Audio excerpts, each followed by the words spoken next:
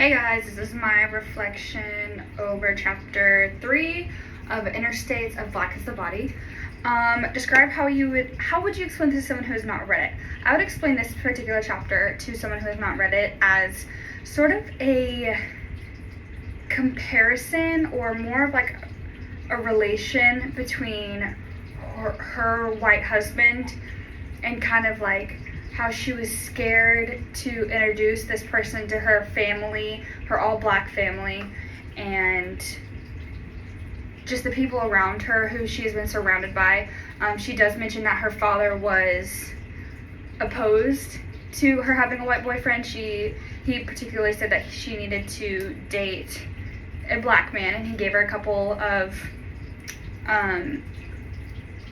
ideas of people to date.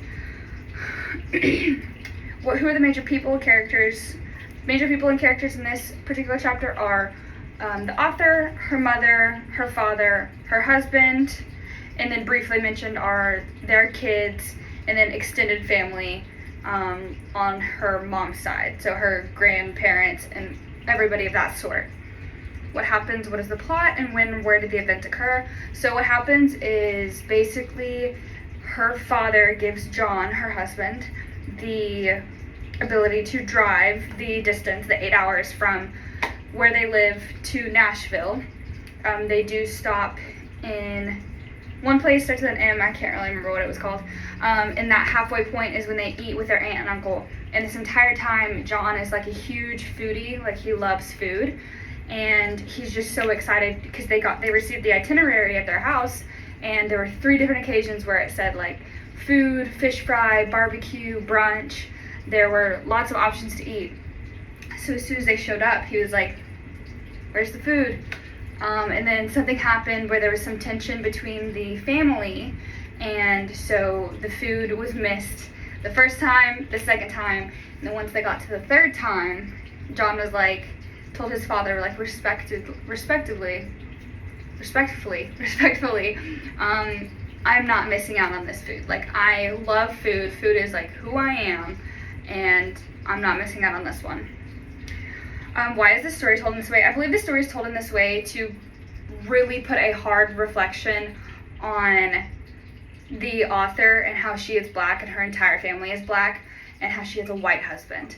She doesn't feel as if she is going against her identity, but she does get asked pressuring questions such as like, is it hard to have a white husband? Or one of her friends was like, that's because you have a white husband, even though he did something any normal husband would do. How/why is the author using language or literary devices? I think the chapter title Interstates is a huge, like, significant title due to the fact that most of the chapter is spent driving. Not most of it, but like the important parts of the chapter are spent driving, and that's a huge part of like driving from where they live to where his entire family is. And a huge significant part is when the tire blows out and the tire goes flat, and John says we need to stop now, in a southern state where black people are not usually welcomed.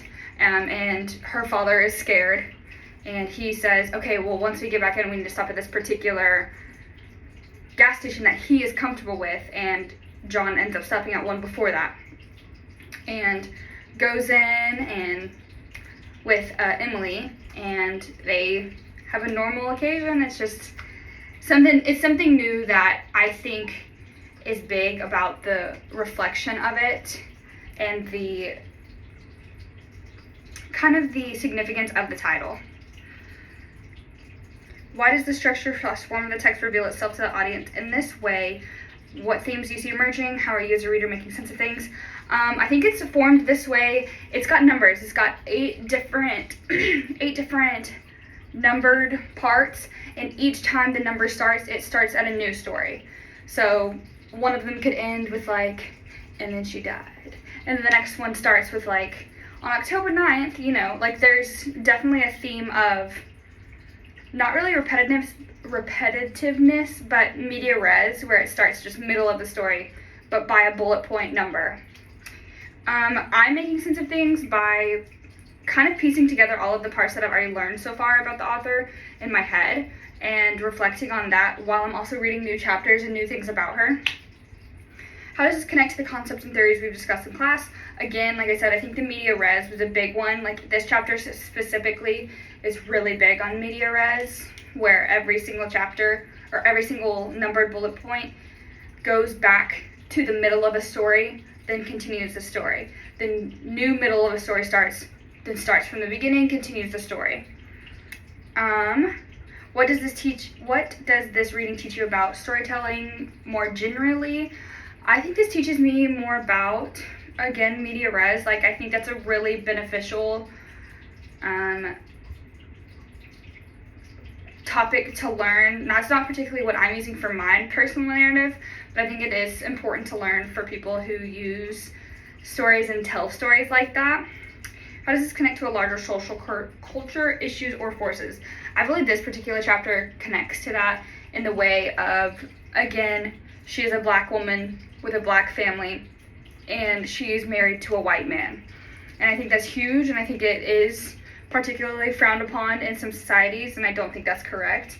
But I do believe that it is important that she is spreading awareness about it and spreading the fact that it is okay to do these things. Is the story effective? Yes, I believe the story is very effective. Personally, as somebody who has a black boyfriend, I think that it is really beneficial to read a narrative from somebody else that has kind of sort of the same experience as me. Of course, we've never experienced any of the racism in real life while I have been with him. But